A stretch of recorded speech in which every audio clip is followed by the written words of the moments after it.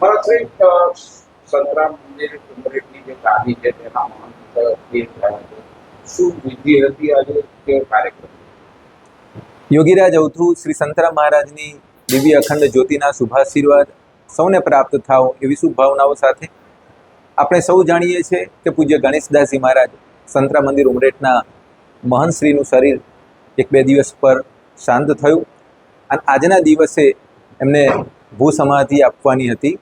સવારે 9 કલાકે એમની ભૂ સમાધિનો કાર્યક્રમ એ પહેલાં ગામની અંદર એમની એક શોભાયાત્રા કાઢવામાં આવી અને ત્યાર પછી એ શરીરને અહીં આગળ સંતરામ મંદિર ઉમરેઠમાં સ્થાપી અને બધા જ ભક્તોએ સંતોએ એમનું પૂજન કર્યું અને બધા જ ભક્તોની અને સંતોની હાજરીમાં એમને ભૂ સમાધિ આપવામાં આવી.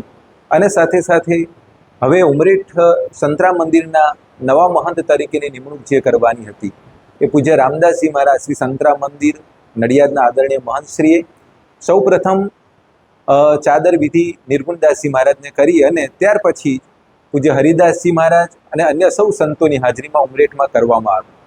પૂજ્ય મહારાજ શ્રી રામદાસજી મહારાજે નડિયાદમાં જ એમની ચાદર વિધિ કરી દીધી અને ત્યાર પછી આ બધો સમગ્ર કાર્યક્રમ સંતો અને ભક્તોની હાજરીમાં ઉમરેઠમાં કરવામાં આવ્યો.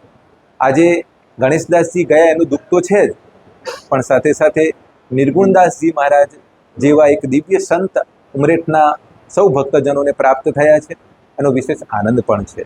ત્યારે આવો નિર્ગુણદાસજી મહારાજના હંમેશા એમની સાથે રહી આપણે આપણા સૌનું કલ્યાણ કરીએ અને સૌ ભક્તોને પૂજ્ય મહારાજશ્રીના હંમેશા આશીર્વાદ મળતા રહેવાના છે. ત્યારે સૌને મારા જય મહારાજ.